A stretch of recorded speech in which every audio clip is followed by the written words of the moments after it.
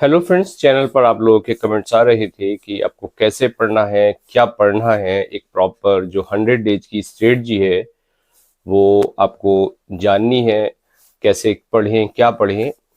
देखिए, अगर आप जेन्युइन व्यूअर हैं, अगर आपको लगता है, जेन्युइन एस्पायरेंट है, आपको लगता है कि अब की बार मुझे सिलेक्शन लेना ही लेना है, तो ये वीडियो आपके काम का है। अदरवाइज आप इसको स्किप कर सकते हैं। तो आज के लेक्चर में हम बात करेंगे कि हमें क्या पढ़ना है, और क्या पढ़ना से ज्यादा ये इंपॉर्टेंट है कि उसको कैसे पढ़ना है, ताकि हम ये जो हमारा टीजीटी पीजीटी अप्रैल में आ रहा है 2025 में, इसमें हम सिलेक्शन पा सके। ध्यान से समझिएगा, थोड़ी देर उन्हीं चीजों को लेकर हम डिस्कस करेंगे।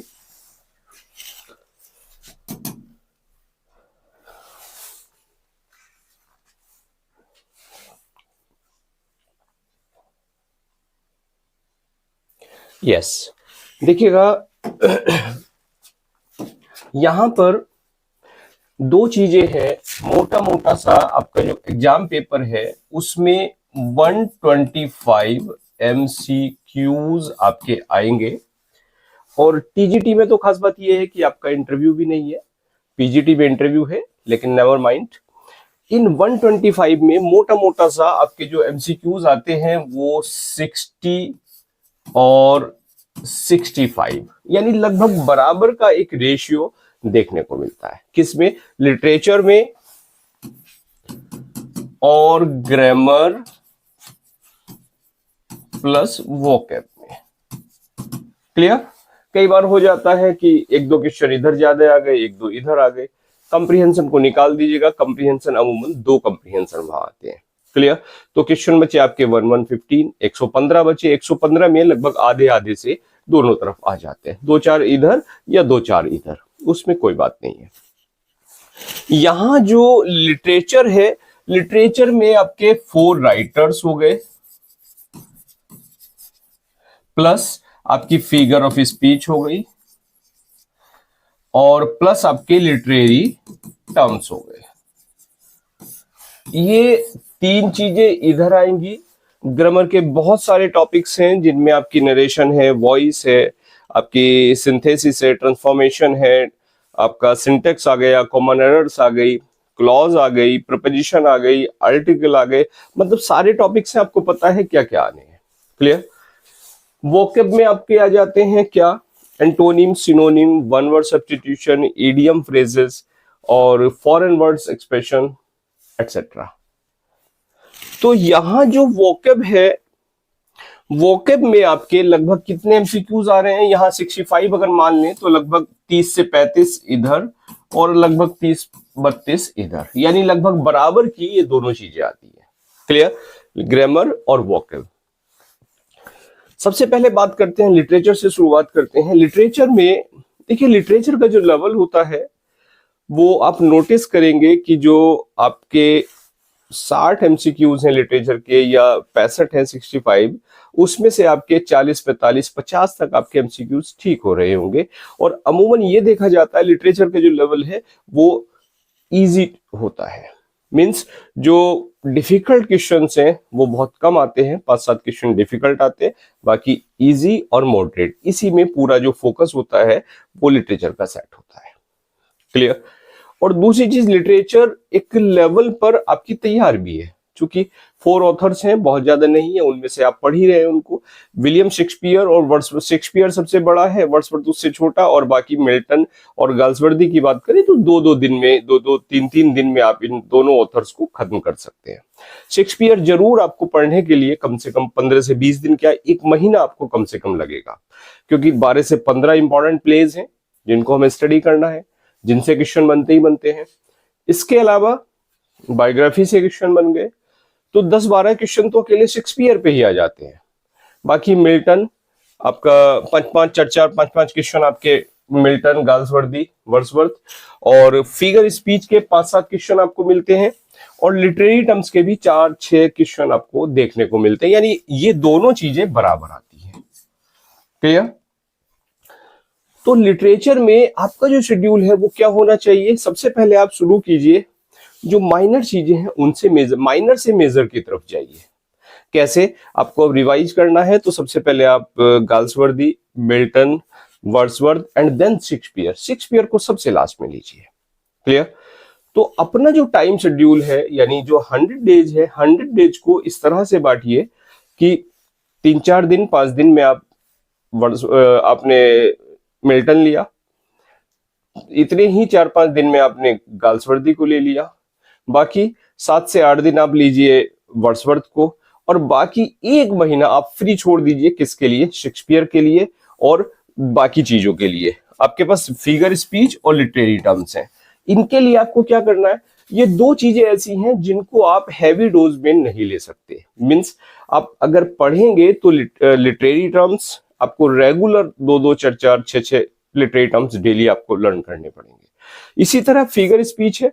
फिगर स्पीच एक बार डेफिनेशन में सब में गो थ्रू हो जाइए और उसके बाद उसको प्रैक्टिस पे लाइए कि 8-8, 10-10 एमसीक्यूज डेली आप कम से कम फिगर स्पीच के लगाए, ताकि आपको पता लगे कि अगर फिगर स्पीच चूंकि लॉजिकल है, फिगर स्पीच आती है तो उसको हम कैसे उसकी प्रैक्टिस करें।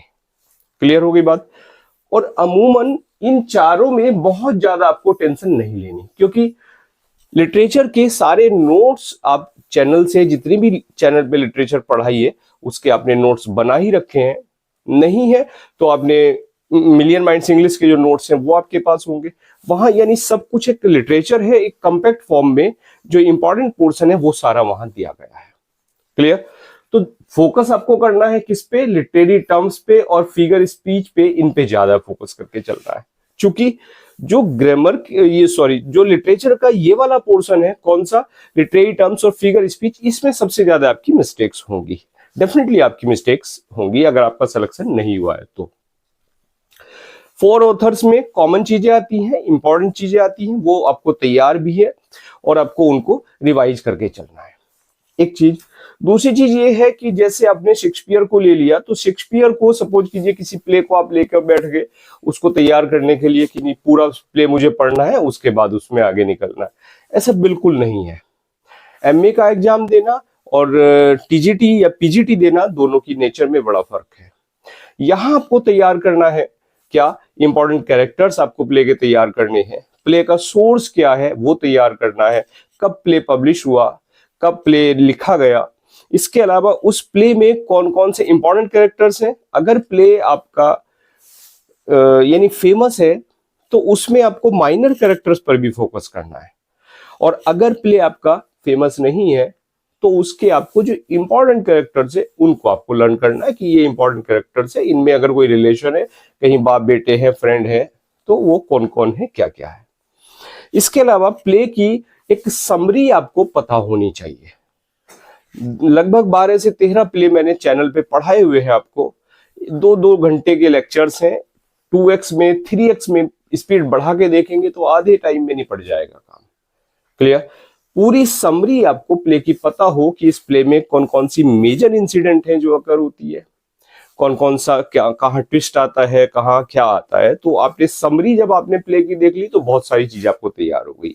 प्लस जो समरी आप देखेंगे तो उसी से आपको जो इंपॉर्टेंट कोटेशंस हैं वो लर्न हो जाएंगी, और कोटेशंस जब आपको लर्न हो गई उसके बाद इजिली आप किसी भी एमसीक्यू को फाइंड आउट कर सकते हैं, इजिली आप उसको आंसर दे सकते हैं। तो उसको जो प्लेज है इस तरीके से आपको पढ़ने हैं, और पढ़ने के बाद उनको आपको रिवाइज करना है, और सबसे ज्यादा फोकस आपका होना चाहिए इस टाइम रिवीजन पे। देखिए होता क्या है, जब आप बार बार रिवाइज करेंगे तो उसमें कोई क्वेश्चन ऐसा आएगा जिसको आपको लर्न नहीं है, तो वो क्वेश्चन तुरंत आपको याद हो जाएगा कि अच्छा ये चीज आई थी तो मुझे तो नई चीज पता लगी। तो इस तरह से जब आपकी वैरायटी ऑफ क्वेश्चंस आएगी तो उसको आप इजिली लर्न कर पाएंगे। क्लियर? और पढ़ने का जो तरीका है वो कैसा होना चाहिए उसको अभी थोड़ी देर में डिस्कस करेंगे। क्लियर?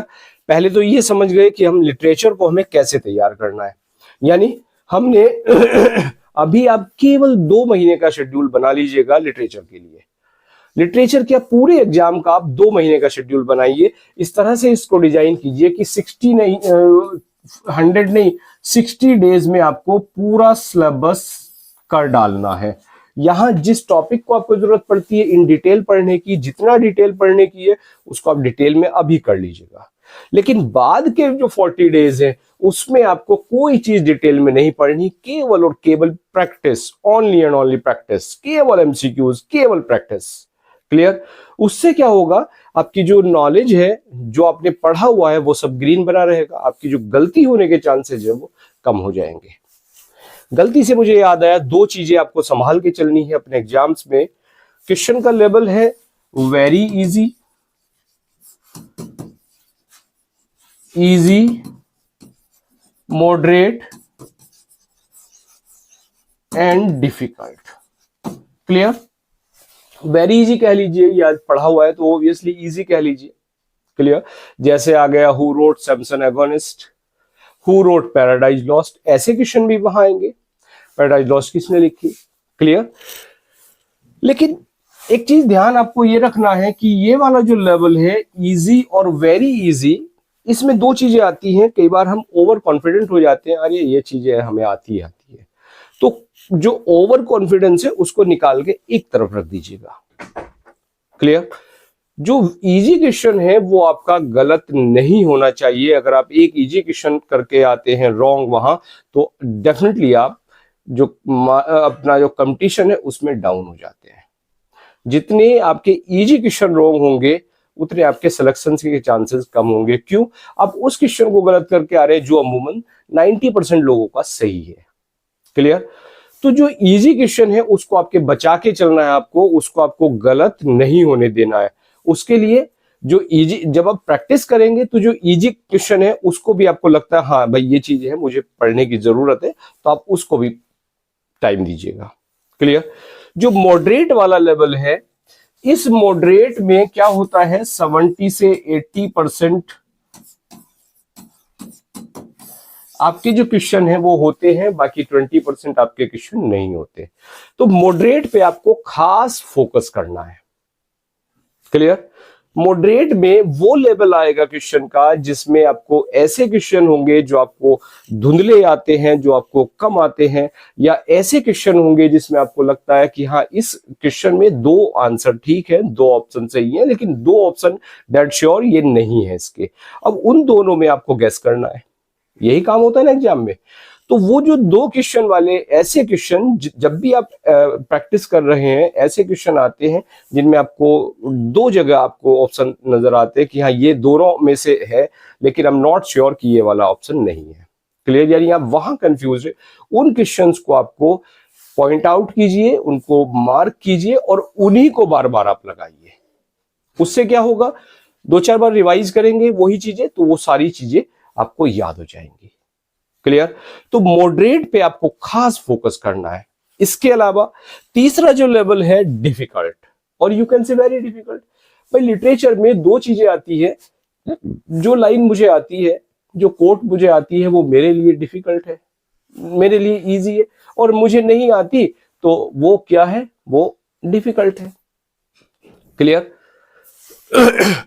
कोई भी कोट किसी भी प्ले की, उसमें अमूमन जो आपका कोटेशन के साथ जो वो होता है, कैरेक्टर होता है, किस कैरेक्टर ने कही, किससे कही, क्यों कही, ये चीज आपको पता होनी चाहिए। किस एक्ट से ली गई है, किस सीन से ली गई है, वो नहीं पूछा जाता। एक्सेप्ट आपकी कभी कोई, जैसे हैमलेट में सोलिलोकीज आती है, उनका आपको पता होना चाहिए, फर्स्ट सोलिलोकी है, ये सोलिलोकी है तो कौन से एक्ट सीन से है, ये कौन से एक्ट सीन से है। क्लियर? किसी प्ले में कोई इंपॉर्टेंट इंसिडेंट है, जैसे मैकबेथ है, अगर उसका मर्डर होता है, वो मर जाता है, तो वो कौन से एक्ट में मर रहा है। हैमलेट है, वो मर रहा है तो कौन से एक्ट में मर रहा है, उस तरह की चीजें। क्लियर? तो वो जो लेवल है आपका डिफिकल्ट वाला लेवल, उस डिफिकल्ट लेवल में आप नोटिस करेंगे कि बहुत सारे क्वेश्चंस आपके ऐसे आ गए जो आपको आते ही नहीं है, और आप रिवीजन लगा रहे हैं, तो रिवीजन करते हुए आप क्या कर रहे हैं, वो आपको इनकरेज नहीं कर रहे, वो आपका मोटिवेशन और डाउन कर रहे हैं, वो आपको और डिप्रेशन में डाल रहे हैं, अरे मुझे तो ये भी नहीं आता। उसे बहुत ज्यादा कुछ घबराने की जरूरत नहीं है। उन क्वेश्चंस को आप कंपाइल कीजिए एक जगह।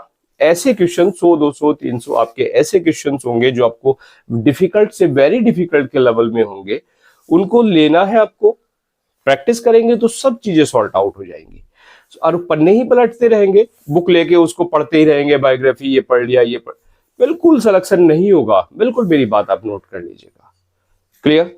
तो जो डिफिकल्ट और वेरी डिफिकल्ट वाला पोर्शन है, उस पे आपने जब सॉर्ट आउट कर लिया, फाइंड आउट कर लिया, फाइंड आउट करने के बाद एक जगह आपने उसको नोट डाउन कर लिया या मार्क कर लिया, उसको आप बार बार रिवाइज कीजिए।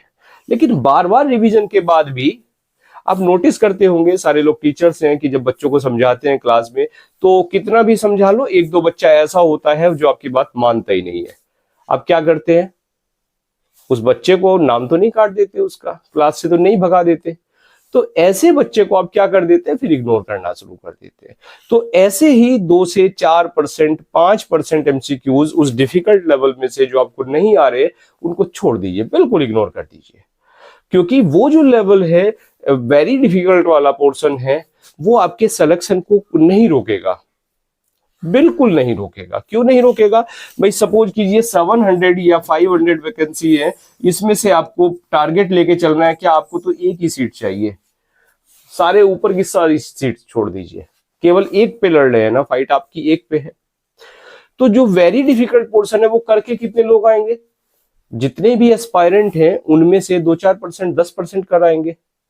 90% तो बाकी वो एस्पायरेंट हैं जो इस बाकी पोर्शन पे है ना, जिस बाकी पोर्शन पे लड़ रहे हैं। तो आपको अपनी जगह कहां बनानी है? आपको अपनी जगह बनानी है उन लोगों के बीच। जो 10% चीजें हैं, ये 5% वेरी डिफिकल्ट पोर्शन है, उसके पीछे आपको नहीं भागना, कभी नहीं भागना। क्योंकि आपका जो एम है वो एग्जाम को टॉप करना नहीं है, आपका एम है एक वैकेंसी को कैप्चर करना, एक सीट को बनाए रखना, एक सीट के लिए फाइटिंग करना। क्लियर?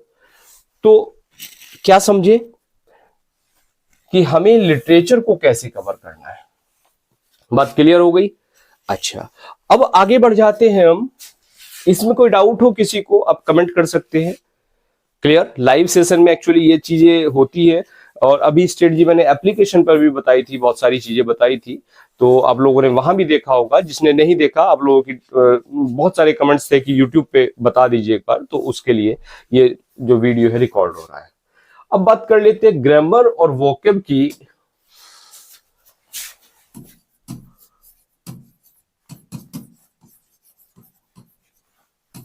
तीस से 35 क्वेश्चन और लगभग 30 क्वेश्चन यहां है आपके पास। देखिए, किसी भी क्वेश्चन पेपर सेट को उठा के देख लीजिए आप प्रीवियस, और लगा लीजिएगा, उसमें वोकैब के अगर आपको 30 एमसीक्यूज दिख रहे हैं, तो डेफिनेटली वहां जो आपका स्कोर होगा वो होगा 15 to 20, 15 से 20 क्वेश्चन आप वहां कर पा रहे हैं। और यही हाल उस ग्रामर का है जिसको आप कहते हैं कि मैं तो 20 साल से इंटर कॉलेज में पढ़ा रहा हूं, 15 साल से मैं ट्यूशन पढ़ा रहा हूं इंटर क्लासेस को, लेकिन सब कुछ कर पा रहे हैं। तो फिर ग्रामर और वोकैब की पकड़ क्यों नहीं है? यहां पर अगर 65 क्वेश्चन दोनों के आ रहे हैं, तो आपका स्कोर क्या आ रहा है? 50 आ रहा है, 55 जा रहा है, या 65 जा रहा है? अगर आपका स्कोर जा रहा है 50 to 60 to अबव जा रहा है, तब आप बिल्कुल यहां भी सिक्योर जोन में है। क्लियर? तब आपका सिलेक्शन 1 या 2 क्वेश्चन से रुक रहा है, और डेफिनेटली वो हो जाएगा। क्लियर? लेकिन अगर आप डाउन है, उससे आपको लग रहा है भाई 2 क्वेश्चन, 3 क्वेश्चन, 5 क्वेश्चन से मेरा सिलेक्शन रुका, इसका मतलब सिलेक्शन कहां रुक रहा है? सिलेक्शन रुक रहा है आपका वोकैब पे और ग्रामर पे। दोनों की नेचर में बड़ा फर्क है। क्लियर? और डेफिनेटली आपका जो सिलेक्शन रोकने वाली चीज है वो है यहां, ये वाला पोर्शन। क्योंकि लिटरेचर में तो आपको पढ़ना है, याद करना है, यहाँ लॉजिक तो कुछ नहीं है। अब वहां ग्रामर के रूल्स पूछे जा रहे हैं, कहाँ कैसे होगा, पिछले एग्जाम्स में आए थे, तो उसको कैसे सॉर्ट आउट करेंगे, कैसे याद करेंगे? ग्रामर है, करते आ रहे हैं, उठाया कर लिया, नहीं दिया ध्यान उस पर। क्लियर? तो वहां गलतियां हो रही है, उन गलतियों को हमें रोकना है, तभी सिलेक्शन होगा। देखिए, बिल्कुल स्पष्ट बात करता हूं, स्पष्ट कह रहा हूं आपको। तो यहां जो ये वाला पोर्शन है आपका ग्रामर और वोकैब वाला, इसमें भी एक चीज पे ध्यान देना है। ये वाला जो पोर्शन है वोकैब, इसमें कोई रूल नहीं है, ये केवल और केवल आपकी प्रैक्टिस मांगता है। प्रैक्टिस, बिल्कुल वो डोज जो मसाले की तरह आपके खाने में पड़ती है, लेकिन एक चुटकी भर पड़ती है, 2 चुटकी पड़ती है, लेकिन अगर उसको मुट्ठी भर आपके खाने में डाल दिया जाए तो खाना कड़वा हो जाता है। राइट? कहने का मतलब क्या है कि जो वोकैब है, अगर आप इसको मसाले की तरह, नमक की तरह डेली लेते रहेंगे तो ये डेफिनेटली आपको स्वाद भी आएगा, इसमें आपके खाने को भी बढ़ाएगा, आपके डाइजेशन को भी बढ़ाएगा, आपकी हेल्थ को भी अच्छा रखेगा। कैसे याद करना है इसको? थोड़ा थोड़ा थोड़ा थोड़ा आपको डेली लेके चलना है जो चीजें हैं। और डेली कैसे याद करना है? डेली इसको पढ़िए और एमसीक्यूज लगाइए, पढ़िए एमसीक्यूज लगाइए, यानी टोटल आपको प्रैक्टिस यहां करनी है ग्रामर वोकैब की। क्लियर? जो यहां पे जो आपके एंटोनिम्स हैं, सिनोनिम्स हैं, वन वर्ड सब्स्टिट्यूशन है, इडियम फ्रेजेस हैं, फॉरेन एक्सप्रेशन है, सारी चीजें आप 10-10 5-5 फ्रेजल वर्ब्स है ना, तो 10-10 5-5 डेली आप उसको लेकर चलिएगा। अपनी कैपेसिटी के हिसाब से अपने टाइट शेड्यूल को बना के, अपना टाइम शेड्यूल बना के कि मुझे 6 आवर्स देने ही देने हैं, 8 आवर्स देने ही देने हैं, कंपटीशन को कभी हल्के में नहीं लेना चाहिए। और ये तो वो क्रूशियल डेज हैं, 100 डेज यहाँ, जो आपके पिछले 3 साल के वेट को यही तो डिसाइड करते हैं। भाई दौड़ने के लिए ओलंपिक में 100 मीटर्स दौड़ने के लिए, स्प्रिंट करने के लिए 5-5 साल 6-6 साल आदमी क्या करता है? प्रैक्टिस करता है। तो वो जो आपकी तपस्या थी 2-3-4 साल 5 साल की 6 साल की, उसको कौन डिटरमाइन कर रहा है? ये 100 डेज आपके डिटरमाइन कर रहे हैं। लेकिन इनमें भी ये प्रॉपर यूटिलाइजेशन, कहां पढ़े, कैसे पढ़े, कितना पढ़े, ये सारी चीजें। क्लियर? तो टाइम टेबल में तीनों चीजों को बराबर टाइम दीजिए, वोकैब, ग्रामर और लिटरेचर को। जो पोर्शन आपका स्ट्रॉन्ग है उसको जब आप टाइम दे रहे हैं तो उसमें क्या होगा? उसमें कम टाइम में आपकी ज्यादा चीजें कवर हो जाएंगी। कोई बात नहीं, फिर से रिवीजन पे डाल दीजिए चीजों को। क्लियर? लेकिन ये मत सोचिए कि मेरी अगर ग्रामर बढ़िया है तो मुझे लिटरेचर और वोकैब भी तैयार करनी है। नहीं, ग्रामर को भी आपको फोकस करना है। अब बात कर लेते हैं ग्रामर वाले पोर्शन की। यहां जो पोर्शन है ग्रामर वाला, ये सारा लॉजिकल पोर्शन है। गलतियां यहां से होती है। जो नरेशन है, जो वॉइस है, बहुत सालों से पढ़ रहे हैं, 10th से पढ़ रहे हैं, 11th से पढ़ रहे हैं, सबको रूल्स पता है, टिप्स पे हैं। लेकिन जब इसके क्वेश्चन एग्जाम में आते हैं तब क्या होता है? उसमें गलतियां हो जाती हैं।